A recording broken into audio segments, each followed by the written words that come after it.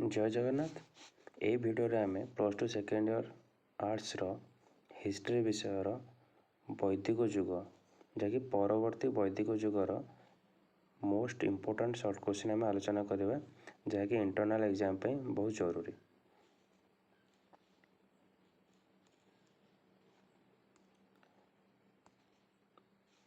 ताल प्रथम क्वेश्चन अच्छी उत्तर वैदिक जुग कहले क्यों समय को बुझाए।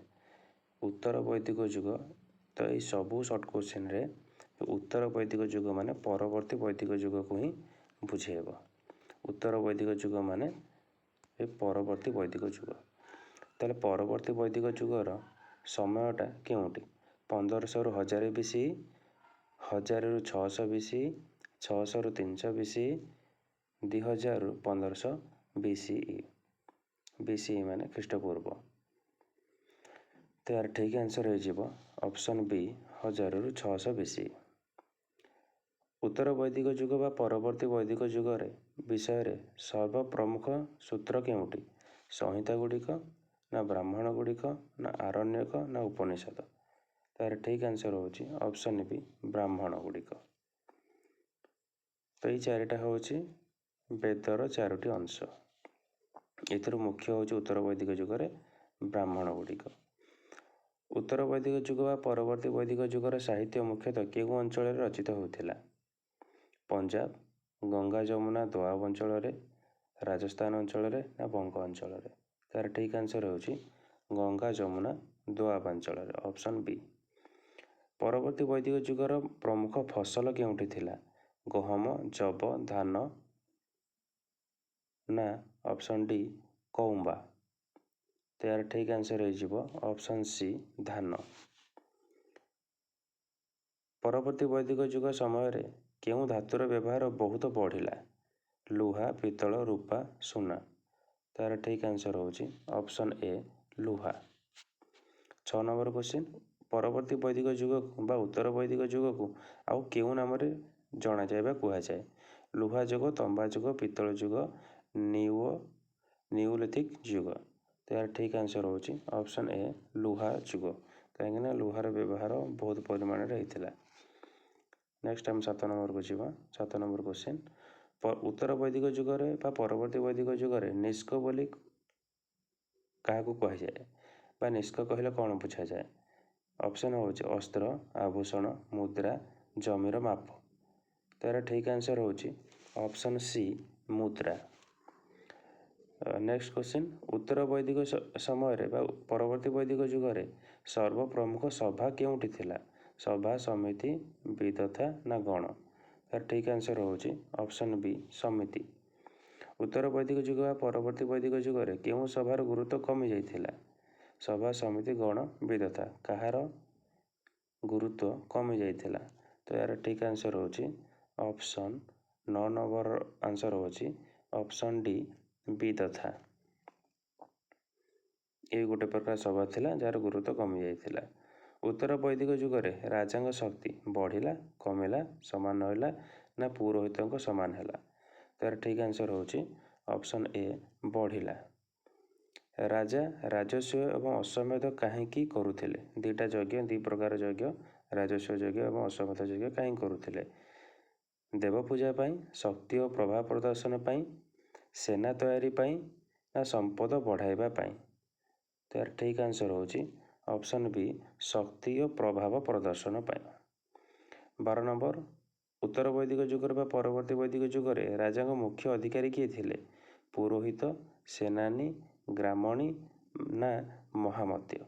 तार ठीक आंसर होची ऑप्शन ए पुरोहित जे कि राजा सब कार्य करुथिले। नेक्स्ट 13 नंबर क्वेश्चन उत्तर वैदिक बा परवर्ती वैदिक जुगर समाज किपरि थिला समानतामूलक, वर्ण व्यवस्था उपर आधारित, जातिगत ना जादूचरा। 13 नंबर ठीक आंसर होची ऑप्शन बी वर्ण व्यवस्था उपर आधारित। वर्ण व्यवस्था चारोटी वर्ण कथा ब्राह्मण, क्षत्रिय, शूद्र, ब्राह्मण, क्षत्रिय, वैश्य एवं शूद्र ये 4 प्रकार वर्ण उपरे आधारित थिला। 14 नंबर वर्ण व्यवस्था परवर्ती वैदिक जुगरे कठोर वंशानुगत है ନା ହଲୁକ ରହିଲା, ନା ନଥିଲା, ନା ଇଚ୍ଛାମୂଳକ ଥିଲା। ଏହାର ଠିକ୍ ଆନ୍ସର୍ ହେଇଯିବ କଠୋର ଏବଂ ବଂଶାନୁଗତ ଥିଲା। ବର୍ଣ୍ଣ ବ୍ୟବସ୍ଥାଟା କଠୋର ଥିଲା ଏବଂ ବଂଶାନୁଗତ ହେଲା।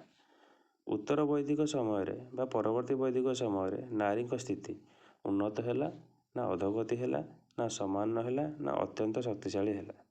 ତ ଏହାର ଠିକ୍ ଆନ୍ସର୍ ହେଉଛି ଅଧୋଗତି ହେଲା। ନାରୀମାନଙ୍କ ଉପରେ ଅତ୍ୟାଚାର କରାଗଲା, ସତୀ ପ୍ରଥା, ଯୌତୁକ ପ୍ରଥା, ଏସବୁ କୁପ୍ରଥା ମାନେ ପ୍ରଚଳନ ହେଲା ଏହି ସମୟରେ। ଉତ୍ତର ବୈଦିକ ଯୁଗରେ ଶିଶୁ ବିବାହ ନଥିଲା, ଆରମ୍ଭ ହେଲା, ବାଧ୍ୟତାମୂଳକ ହେଲା, ନା ନିଷିଦ୍ଧ ହେଲା। ଏହାର ଠିକ୍ ଆନ୍ସର୍ ହେଉଛି ଆରମ୍ଭ ହେଲା, ଅପସନ୍ ବି।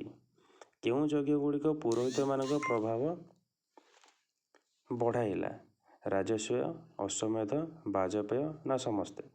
ତାର ଠିକ୍ ଆନ୍ସର୍ ହେଇଯିବ ଅପସନ୍ ଡି, ସମସ୍ତେ। ଏ ସମସ୍ତ ଯଜ୍ଞ ମାନେ ସବୁ କରାଗଲା ଯାହା ପୁରୋହିତମାନଙ୍କ ପ୍ରଭାବକୁ ବଢ଼େଇଥିଲା।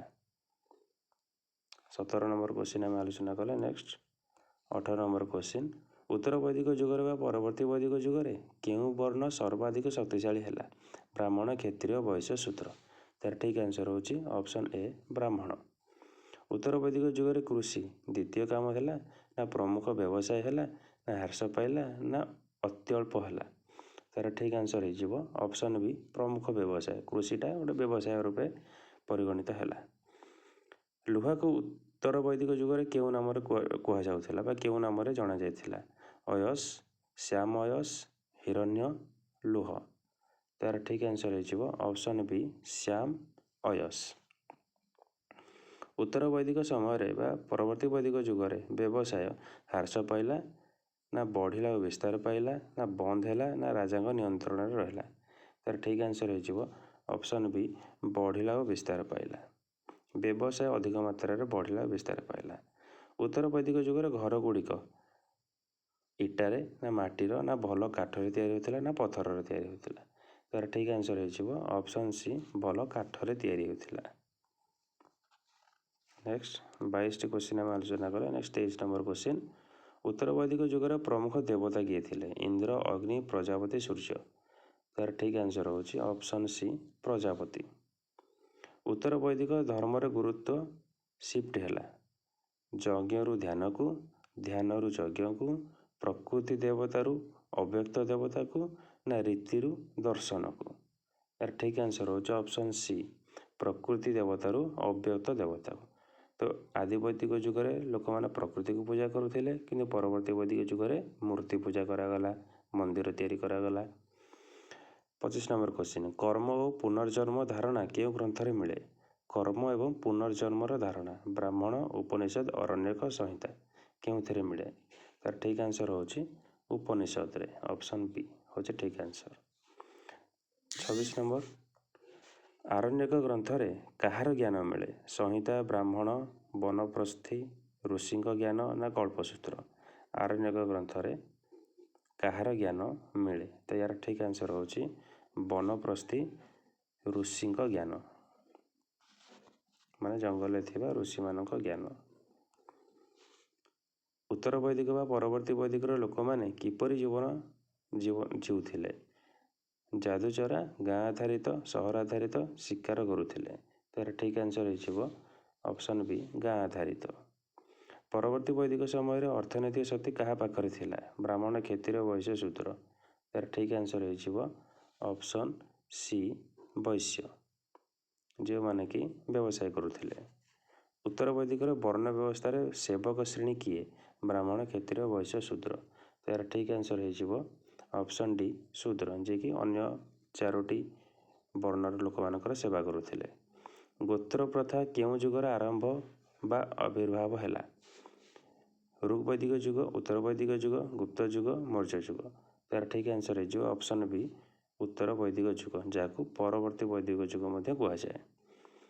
31 ନମ୍ବର, ଉତ୍ତର ବୈଦିକ ଯୁଗରେ ଲୁହା ବ୍ୟବହାର ବଢ଼ିବାର ଫଳସ୍ୱରୂପ ଜଙ୍ଗଲ ସଫା ହେଲା, ନା କୃଷି କମିଗଲା, ନା ବ୍ୟବସାୟ ଶେଷ ହେଲା, ନା ଯାଦୁଚର ଜୀବନ ବଢ଼ିଲା? ତାର ଠିକ୍ ଆନ୍ସର୍ ହେଇଯିବ ଅପସନ୍ ଏ, ଜଙ୍ଗଲ ସଫା ହେଲା। ଜଙ୍ଗଲ ସଫା କରିକି ଲୋକମାନେ ଲୁହା ଉତ୍ତୋଳନ କରିବା ପାଇଁ ଖଣିମାନେ ସବୁ ଖୋଳିଲେ। ଉତ୍ତର ବୈଦିକ ଯୁଗରେ ପଶୁ ବଳି ବଢ଼ିବାର କାରଣ? ପୁରୋହିତଙ୍କ ପ୍ରଭାବ ନା ରାଜାଙ୍କ ଆଦେଶ ନା ଫସଲ ଅଭାବ ନା ସାମାଜିକ ଚାପ। ତାର ଠିକ୍ ଆନ୍ସର୍ ହେଇଯିବ ଅପସନ୍ ଏ ପୁରୋହିତମାନଙ୍କ ପ୍ରଭାବ। ଉତ୍ତର ବୈଦିକ ବା ପରବର୍ତ୍ତୀ ବୈଦିକ ଯୁଗରେ ପଶୁ ସମ୍ପଦ କମିଲା, ବଢ଼ିଲା, ମୂଲ୍ୟହୀନ ହେଲା ନା ନିଷିଦ୍ଧ ହେଲା। ତାର ଠିକ୍ ଆନ୍ସର୍ ହେଉଛି ଅପସନ୍ ବି ବଢ଼ିଲା। ଅତିରିକ୍ତ ଉତ୍ପାଦନର ଫଳରେ ବଳକା ପ୍ରଥା କମିଗଲା ବଦଳା ପ୍ରଥା କମିଗଲା, ବ୍ୟବସାୟ ବଢ଼ିଲା, ବର୍ଣ୍ଣ ବ୍ୟବସ୍ଥା ଶେଷ ହେଲା ନା କୌଣସି ପରିବର୍ତ୍ତନ ହେଲା ନାହିଁ। ତାର ଠିକ୍ ଆନ୍ସର୍ ହେଉଛି ଅପସନ୍ ବି ବ୍ୟବସାୟ ବଢ଼ିଲା। ଅତିରିକ୍ତ ଉତ୍ପାଦନ ଅଧିକ ଉତ୍ପାଦନ ହେଲା, ଫଳରେ ବ୍ୟବସାୟ ବଢ଼ିଲା। 35 ନମ୍ବର କ୍ୱେଶ୍ଚିନ୍, ଉତ୍ତର ବୈଦିକ ସମୟରେ ବିବାହ ମୁଖ୍ୟତଃ ଏକପତ୍ନୀ ପ୍ରଥା, ପୁଣ୍ୟପତ୍ନୀ ପ୍ରଥା, ଭଉଣୀ ବଦଳ ପ୍ରଥା ନା ଅଜ୍ଞାତ। ତାର ଠିକ୍ ଆନ୍ସର୍ ହେଉଛି ଅପସନ୍ ଏ ମୁଖ୍ୟତଃ ଏକପତ୍ନୀ ପ୍ରଥା, କିନ୍ତୁ ରାଜା ମହାରାଜାମାନେ ବହୁ ପତ୍ନୀ ରଖିପାରୁଥିଲେ। ଉତ୍ତର ବୈଦିକ ସମୟରେ ଦାସ୍ୟ ପ୍ରଥା ବା ଦାସ ପ୍ରଥା ଥିଲା ନାହିଁ, କମ୍ ହାଲୁକା ଭାବରେ ବା କମ୍ ଭାବରେ ଥିଲା ନା ଅତ୍ୟନ୍ତ କଠୋର ଥିଲା ନା ଆଇନ ଦ୍ୱାରା ନିର୍ଦ୍ଧାରିତ ହେଉଥିଲା। ତାର ଠିକ୍ ଆନ୍ସର୍ ହେଇଯିବ ଅପସନ୍ ବି କୋହଳ ଭାବରେ ଥିଲା। ଦାସ ପ୍ରଥା କୋହଳ ଭାବରେ ଥିଲା। ଉତ୍ତର ବୈଦିକରେ ଶିକ୍ଷା ପ୍ରଥା, ଏଠି ହଲୁକ ଲେଖା ହେଇଛି, ୟା ମାନେ ହେଉଛି କୋହଳ। ଉତ୍ତର ବୈଦିକରେ ଶିକ୍ଷା ପ୍ରଥା ଘରେ ପଢ଼ାଯାଉଥିଲା, ଗୁରୁକୁଳ ପ୍ରଥା ଥିଲା, ମନ୍ଦିରରେ ପଢ଼ାଯାଉଥିଲା ନା ରାଜକୋଟରେ ପଢ଼ାଯାଉଥିଲା ନା ରାଜଦରବାରରେ ପଢ଼ାଯାଉଥିଲା। ତ ଠିକ୍ ଆନ୍ସର୍ ହେଉଛି ଗୁରୁକୁଳ ପ୍ରଥା ଚାଲିଥିଲା। ଗ୍ରାମ କହିଲେ କାହାକୁ ବୁଝାଏ? ସାମ୍ରାଜ୍ୟ, ଯୁଦ୍ଧ ଦଳ, ଗାଁ, କୂଳ। ଠିକ୍ ଆନ୍ସର୍ ହେଉଛି ଅପସନ୍ ସି ଗାଁ। ଉତ୍ତର ବୈଦିକ ଯୁଗରେ ଜମିର ମାଲିକାନା ବ୍ୟକ୍ତିଗତ ହେଲା, କମିଗଲା, କେବଳ ରାଜାଙ୍କ ପାଖରେ ରହିଲା ନା ଅସମ୍ଭବ ଥିଲା। ତାର ଠିକ୍ ଆନ୍ସର୍ ହେଉଛି ଅପସନ୍ ଏ ବ୍ୟକ୍ତିଗତ ରହିଲା। ଜମିର ମାଲିକାନା ବ୍ୟକ୍ତିଗତ ରହିଲା। ନେକ୍ସଟ 40 ନମ୍ବର ବା ଶେଷ କ୍ୱେଶ୍ଚିନ୍, ଉତ୍ତର ବୈଦିକ ଯୁଗ କାହା ପାଇଁ ଭିତ୍ତି ସୃଷ୍ଟି କଲା? ସିନ୍ଧୁ ସଭ୍ୟତା ନା ମହାଜନପଦ ନା ମୋଗଲ ଯୁଗ ନା ଗୁପ୍ତ ଯୁଗ। କାହା ପାଇଁ ଭିତ୍ତି ପ୍ରସ୍ତର କଲା? ତାର ଠିକ୍ ଆନ୍ସର୍ ହେଉଛି ଅପସନ୍ ବି ମହାଜନପଦ ପାଇଁ। ତ ଆମେ 40ଟି ଇମ୍ପୋର୍ଟାଣ୍ଟ କ୍ୱେଶ୍ଚିନ୍ ଆଲୋଚନା କରିଦେଲେ। ଧନ୍ୟବାଦ।